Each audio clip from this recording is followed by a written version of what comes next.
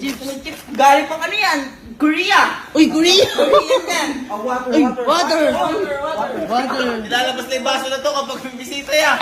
Gusto mo Doritos? Yan o, meron pa yan o. Ano pa gusto mo? Baka gusto mo ng kape o ano ko kahit Ba? Wala, ano ba yan? Bakit? Kuya! Punta ako sa mga ganyan. Ano problema ng mga tuboy? Ano ba po? Hindi. Pinapakain ka lang, ayaw ko rin. Maupo muna, maupo ka! Masyadong pag-aasikasin nyo ha. Ay, hindi. Alam ko na ano gusto mo. Halika. Huling ginagawa niya pag walang pera kayo.